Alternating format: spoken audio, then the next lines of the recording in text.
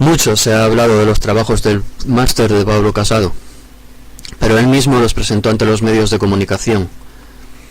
Es muy importante dejar esto bien claro, y para ello utilizaré un ejemplo.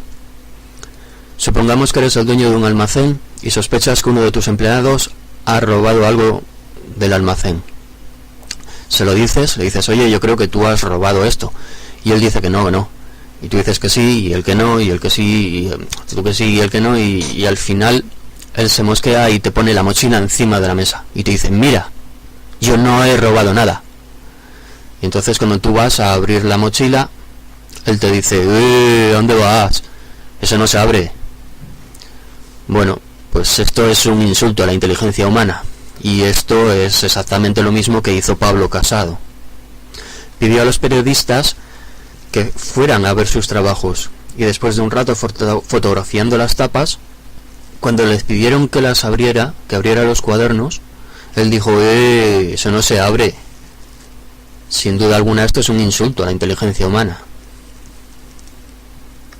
Quienes solamente se nutren del canal 13 TV, es muy posible que no se enteraran de que la mayoría de los politicólogos del país decían que el Partido Popular intentaría aforar a Pablo Casado para librarle de la justicia ordinaria, ya que al estar aforado, los jueces que le corresponden son elegidos por la clase política. De hecho, la jueza que previamente llevaba su caso quedó horrorizada ante el sobreseimiento del caso. Del mismo modo que el Real Madrid es el mejor equipo del mundo por acumulación de títulos, el Partido Popular es el partido más corrupto de Europa, por acumulación de casos de corrupción. Por ello, es muy normal que la cúpula del Partido Popular hiciera todo lo posible por salvarle el pellejo, porque este tío es un crack en lo que se refiere a salir ileso de cualquier acusación. Joder, poniéndote en la mesa un libro cerrado, es capaz de demostrarte que él ha escrito ese libro, pero ¿es él un crack o son sus seguidores, los que sencillamente les falta medio cerebro? Al Partido Popular ahora mismo por su ranking, habría que exigirle el máximo de transparencia, y alaban a un dirigente que manda venir a los periodistas para que se descubra la verdad sobre sus trabajos,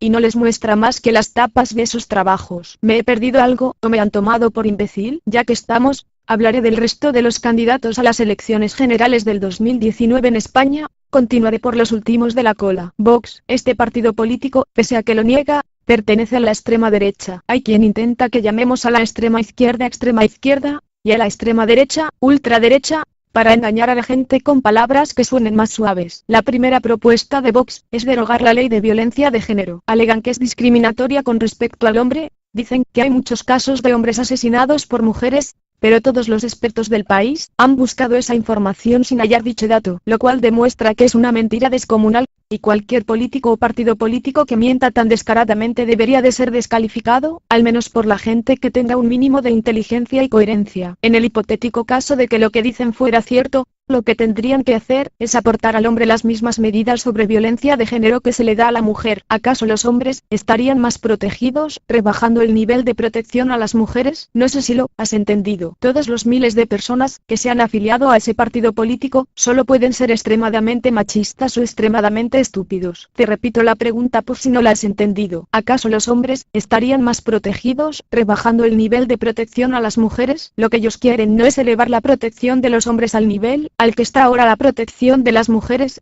al máximo posible. Su pretensión es bajar el nivel de protección de las mujeres. Te tengo que repetir la pregunta una vez más, ¿ok? ¿Acaso los hombres estarían más protegidos, rebajando el nivel de protección a las mujeres? Si no has sido capaz de entender eso, repite esta parte del audio hasta que seas capaz de entenderlo. Una persona que sea machista y no repudie la violencia doméstica que se ejerce sobre la mujer, y que por consiguiente busque la supremacía del hombre sobre la mujer, votará de forma inteligente a Vox, pero una persona que repudie la violencia machista que se ejerce sobre la mujer, nunca podrá considerarse de voto inteligente si vota a Vox. Vox, aunque lo niegue, es un partido de la extrema derecha y esa ideología es tradicionalmente machista, la mujer en casa, cuidando del marido y los hijos y punto, o fin de la cita como decía aquel. Otro punto muy destacado de Vox es el nacionalismo, también obvio en un partido de extrema derecha. De repente a muchos españoles les ha entrado un patriotismo superior al de los demás. Es flipante ver cómo se creen la necesidad de salvar a su país de una amenaza que no existe. Realmente hablan de la invasión islamista, y además lo hacen aportando datos falsos que después los periodistas desmienten. Respetar y venerar la bandera y el resto de símbolos nacionales es lo que hace todo el mundo cuya mente está equilibrada. Idolatrarla y enaltecerla fanatizándola, del mismo modo que los hinchas de fútbol fanatizan a sus equipos, es ser un desequilibrado mental. Os voy a hablar de dónde viene el fanatismo del patriotismo. Cuando yo era pequeño, si un niño de otro barrio pisaba el mío se comía unas hostias increíbles. Asimismo, si a nosotros nos sorprendían en otro barrio, solo por estar allí paseando sin más, nos podían cocer a hostias. ¿Qué es un barrio? Es como la patria para un estúpido fanático. ¿Qué paranoia es esa de que otros niños no pueden venir aquí a jugar? Tú sabes que esto existe, porque existe gente que trafulca las cosas, y además, sabes que ese tipo de gente es igual de estúpida que peligrosa. Ese sentimiento que tienen algunos estúpidos para con su barrio, es el mismo que ahora está infectando a gente normal con respecto a su patria. Es patético y peligroso. Hay mucha gente a la que se le está envenenando la cabeza con el tema de los inmigrantes, tal vez con bastante razón. Pero, no se puede votar un proyecto político caótico porque tengan una sola medida, que se ajuste a tus gustos y las demás perjudiquen al resto. Que no te pongan una banderita en la mano, y te digan que tienes que defender a tu país. No seas patético, hay alternativas viables, sin tener que llegar al extremismo. En la política, es importantísimo la moderación alejándose de los extremismos. Te diré algo que es muy importante, no se puede votar a un partido político que te ofrece algo positivo a ti y mucho negativo a los demás. Esa es la diferencia entre un partido político moderado y uno extremista. En la política, como en la vida, nunca llueve a gusto de todas, pero si todas buscan puntos de encuentro, pocas salen perjudicadas, mientras que si todas buscan puntos opuestos, todas salen perjudicadas. Si detestas un sector de la sociedad como pueda ser el colectivo gay, has de saber que quien falta el respeto a otra persona, es quien verdaderamente sobra. Hemos evolucionado, socialmente hablando, al punto en que, si el colectivo social siente una repulsa, no es al diferente sino al que no sabe convivir con el diferente. Esta sociedad no va a tolerar que intentéis retroceder al pasado fascista de Franco. Tened bien claro siempre que vais a tener el conjunto de la sociedad en contra, incluso con repudia. Si consideras que un gay es un desequilibrado, has de saber que las personas que no aceptan a sus semejantes por verlos diferentes, son los auténticos desequilibrados, y son estos últimos los únicos que dan problemas de convivencia. Por eso la sociedad ha aprendido a distinguir quién es el bueno y quién es el malo. Ahora los marginales ya no son los distintos, sino los desequilibrados malos malosos. Si despreciáis, obtendréis desprecio. Vox, excepto por el exceso de mentiras, de momento, es políticamente correcto, pero todos sabemos cuál es su ideología. Una cosa es lo que ahora dicen con buenas palabras, y otra lo que harán si se les deja. El siguiente de quien hablaré es Albert Rivera. Este señor empezó diciendo que se consideraba un político de centro izquierda, ahora todos dicen que está a la derecha de la derecha. Independientemente de si miente o no, hay una cosa crucial. Ha hecho posible que Vox esté en el gobierno andaluz. Si hace lo mismo, que obviamente lo hará en el gobierno central, es muy peligroso votarle. Ya sea de izquierdas o de derechas, un votante moderado nunca puede votar a un partido político que aupe al gobierno a extremistas. Por mucho que diga que él no tiene nada que ver con ellos, es gracias a él que ellos están ahora en el gobierno de Andalucía. Albert Rivera utiliza el hecho de que Pedro Sánchez se apoya en independistas para darle la espalda. Todos sabemos que estuvieron aliados, compartiendo mucho,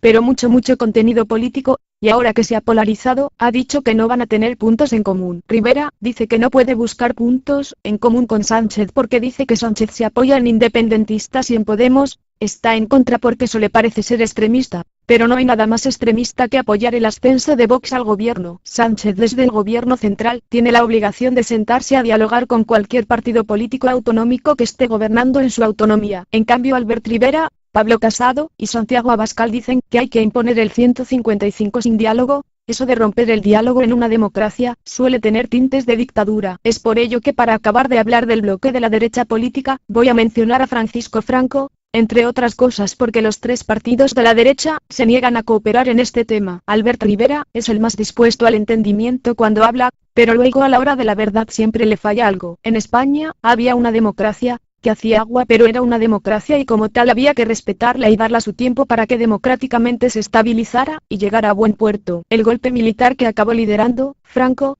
fue contra el sistema democrático nacional, y mandó ejecutar a miles de españoles. Mandó ejecutar a miles de españoles. Mandó ejecutar a miles de españoles por pertenecer a una ideología política contraria a la suya. O sea, fue un genocida. Hace falta estar muy colgado para alabar a un genocida. Hace falta ser muy despreciable para elevar la obra y vida de un dictador, al punto que su genocidio sea insignificante. ¿Cómo pueden pretender minimizar algo tan evidente e imperdonable? ¿Qué clase de país tiene la tumba de un genocida en un monumento? Españoles. Franco ha muerto, y con su muerte, han vuelto la democracia, la libertad de expresión, la libertad de prensa, y entre otras muchas cosas, los derechos de las mujeres. Alabar la obra de un individuo, o de un régimen, que torturaba y mataba a las personas por pensar diferente, es tener problemas de entendedera. Tiene que salir cagando leches del Valle de los Caídos. ¿Sabéis por qué en Corea del Norte se alaba la tumba de los dictadores? Porque sus sucesores son de su misma calaña. Que el Partido Popular se niegue a la exhumación y otras cuestiones de esta índole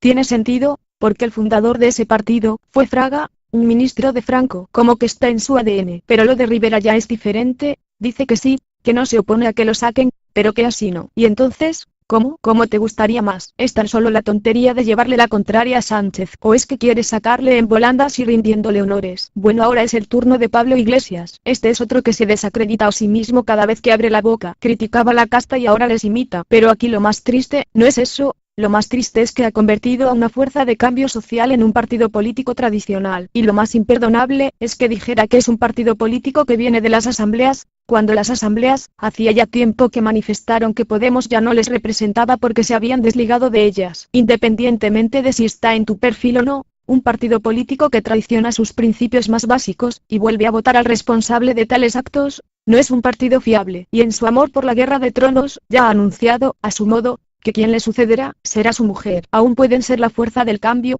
pero han de cambiar de rumbo pues del 15M no les queda ya nada más que el recuerdo. Pero se les acusa de extremistas, y eso es tan falso como quien les acusa. Decir con orgullo que tu partido político es el representante de las asambleas, cuando eres consciente de que las mismas dicen que ni estás ni se te espera, es tan sumamente cínico como cuando Mariano Rajoy Brey dijo: mire usted, yo creo en los banqueros, sin ellos la economía iría muy mal. Y esto lo dice en 2018, cuando los españoles soportamos la crisis que los bancos, o mejor dicho, que los banqueros provocaron, viéndonos obligados a pagar la deuda que nos dejaron. Nos toca más de 1 millón de euros por cada español. A veces no sabes si lo que dicen es porque no tienen muchas luces, o porque sencillamente buscan con ello reírse de la gente. Queda por último hablar de Sánchez, el trepa de los trepas. Creo que si no fuera por su condición de personaje público, sería un trepa de los que tienen el cuchillo entre los dientes. Lo cierto es que de un trepa se pueden esperar cosas buenas, porque en su afán de llegar a la cima puede llevarnos a buen puerto, pero también puede llevarnos a un precipicio. Lo malo es que además no debe ser trigo limpio. Pero desgraciadamente, no parece que ningún otro candidato sea diferente. Le salió muy mal la jugada de unirse a Rivera al ver que no le iba a quedar otra opción que unirse a Podemos. En aquel momento pensaba que unirse a Podemos le perjudicaría, y quiso evitarlo a toda costa. Ahora es Albert Rivera quien no se le arrima por haberse arrimado a Podemos, aunque esto va a acabar con Rivera, ya que no puede formar unión con Podemos pero sí con Vox. En este escenario, si hay alguien extremista, es Vox. Y quienes le han aupado al gobierno de Andalucía han sido el PP y Ciudadanos. La mejor opción para el país hubiera sido la unión de Rivera con Sánchez, sobre todo con Podemos de por medio, ya que este país necesita urgentemente una respuesta social y el único que verdaderamente la aporta es Podemos. En el programa de Jordi Évole, Rivera demostró estar de acuerdo en casi todo con Pablo Iglesias, al punto que tuvo que decirle Pablo Iglesias: bueno, como esto siga así vamos a tener que presentarnos juntos a las elecciones. Sin embargo, ahora encuentra más puntos en común con Vox que con Podemos. Rivera ha llegado a acusar a Sánchez de apoyar al independentismo. Esta es otra cosa que le ha cerrado puertas, puesto que excepto los idiotas populistas, todo el mundo en este país sabe que Sánchez ni apoya el independentismo, ni va a mover un solo dedo en favor de la independencia de Cataluña. Albert Rivera tenía una cosa muy respetable, y es que, en su pretensión de ser un partido político moderado, podía entenderse de igual modo con la izquierda que con la derecha. Pero debido a que se ha polarizado por completo, ha perdido el sentido moderado. Va a acabar como el Partido Popular, que en repetidas ocasiones mete miedo a los votantes con el hecho de que les vaya a gobernar la izquierda política. Parecen el cura del pueblo, hablando del demonio en misa. Lejos, muy lejos de cualquier compostura moderada. Es obvio que los partidos políticos que realmente son moderados llegan a entendimientos, aun cuando sus ideologías son diferentes, pero los partidos políticos que se niegan a hablar de política cuando están en total desacuerdo tan solo en 2 o 3 puntos, tienden más al extremismo que a la moderación. O quizá debería de decir que tienden más a la estupidez que a la coherencia. Para finalizar, te diré algo que muchos españoles no entienden. Si a los políticos se les obligara a hacer un cursillo mínimo para poder acceder a la política, una de las cosas más básicas que se les explicaría es que las burbujas laborables no se pueden crear bajo ningún concepto. Aznar creó la burbuja del ladrillo. Las burbujas aportan empleo, bienestar y crecimiento, pero también posteriormente, desempleo, malestar, decrecimiento, y un exagerado empobrecimiento debido al efecto dominó con los demás sectores laborables. Mientras la burbuja se inflaba, Aznar decía, España va bien, y repetía constantemente que España va bien, para que todo el mundo se hiciese eco de que España iba bien. Lógico es que fuera bien, porque había creado una burbuja. El problema es que fue una burbuja descomunal, y como todas las burbujas, la crisis de su final no es equivalente al enriquecimiento de su inicio. Siempre es mayor el empobrecimiento posterior que el enriquecimiento anterior. Nadie ha encontrado nunca la forma de aprovechar el crecimiento de una burbuja, esquivando su posterior crisis. Nadie. Por eso teóricamente están prohibidas para cualquier político que se precie. La burbuja le salió muy bien al Partido Popular, ya que durante el mandato de Zapatero llegó el cíclico periodo de crisis de la mencionada burbuja, y le salió muy bien porque durante todo el mandato de Zapatero, a lo que se limitaron fue a decir, o mejor dicho gritar,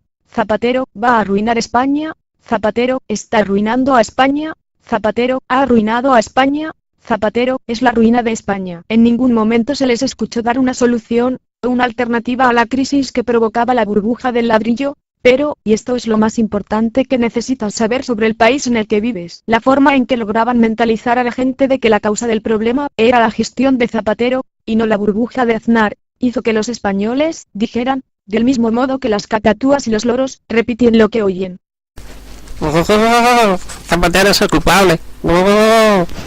Tú a un español le dices algo coherente sin énfasis y ni te escucha, pero si le dices una estupidez con mucho énfasis, te la repite como un mantra con total convicción de causa. Es tan patético como cierto. Del mismo modo que a principios de siglo, le preguntaras a quien le preguntaras en qué trabajaba, te decía que en la construcción. Después del mandato de Zapatero le preguntaras a quien le preguntaras por la crisis, te decían. Zapatero es el culpable. Hablan de la cifra de desempleo que dejó Zapatero porque sencillamente, la bomba de relojería, o sea, la burbuja del ladrillo, explotó durante su mandato. Te lo he dicho antes, una burbuja crea empleo en su auge y desempleo en su caída. No es la ley de Murphy, es una ley política que todo político que se precie debería conocer. A la burbuja de Aznar se le juntó la crisis internacional, y curiosamente, tanto el FMI como las demás instituciones preveían que la crisis internacional iba a afectar menos a España, precisamente elogiando la buena labor de Zapatero, pero los españoles decían. Zapatero es el culpable. Además a todo este rebuznar, le tenemos que sumar la estúpida guerra, en que nos metió. Os aseguro que en Irak, hay armas de destrucción masiva. Manda huevos. España, estaba jodida porque todos los que a principios de siglo, trabajaban en la construcción, después de Zapatero, estaban parados, y, como fichas de dominó hicieron caer al resto, por su mero proceso cíclico. Y para rematarlo llegó Rajoy. En el cara a cara entre Rubalcaba y Rajoy, le dice Rubalcaba a Rajoy. He leído su programa, con interés. Y hay una frase que querría que esta noche me explicara aquí, en este debate. Dice literalmente su programa: facilitaremos la gestión activa del patrimonio dañado de las entidades financieras que lo precisen. Gestión activa del patrimonio dañado, es decir, del patrimonio de los llamados activos tóxicos. Yo me gustaría que nos dijera aquí si está usted pensando que desde los poderes públicos, es decir, desde el dinero de los españoles, paguemos el resultado de la especulación que se produjo con su ley en el año 98, es decir, paguemos los llamados activos tóxicos a los especuladores. Si es así, señor Rajoy, ya le digo de antemano que yo no estoy de acuerdo. Que la especulación, si ha fracasado, se la cobren los especuladores. Que cada palo, en definitiva, aguante su vela, señor Rajoy. Me gustaría que nos lo explicara esta tarde aquí o esta noche aquí. Tiempo para Mariano Rajoy. Adelante. Muchas gracias. Empezando por esta última pregunta, hasta ahora los únicos que han aportado dinero a las entidades financieras, bancos y cajas de ahorro han sido ustedes, no lo olvide. En cuanto a esa frase, yo lo único que quiero es que se pongan las viviendas a la venta, y yo desde luego no pienso dar ni un solo euro de dinero público, a diferencia de lo que han hecho ustedes. Lo primero, usted sabe perfectamente que el Gobierno no le ha dado dinero a los bancos, ningún dinero, lo sabe perfectamente. Por tanto, lo primero que ha dicho es una falsedad. Y a cambio de eso no me ha contestado la pregunta. Porque una cosa es comprar activos buenos de los bancos para venderlos y otra cosa es meterse en los activos tóxicos, que usted sabe que no valen nada. No es las viviendas, señor Rajoy, es el suelo. Es el suelo ese que usted declaró urbanizable, ¿se acuerda? Urbi et orbi, que ahora no vale nada. Eso es lo que está pesando el balance de los bancos. Eso es lo que usted me tiene que decir, cómo va a gestionar, cómo va a facilitar. Porque yo mucho me temo que detrás de la palabra facilitar lo que haya sea dinero público. Para cerrar el círculo, Ustedes crearon la especulación con la ley del 98 y ahora pretenden que la especulación la paguen los españoles. Esa es la situación, señor Rajoy, pero aquí no se ha dado una peseta pública a ningún banco de ninguna manera. A partir de ahora vamos a ver si usted gana las elecciones lo que pasa.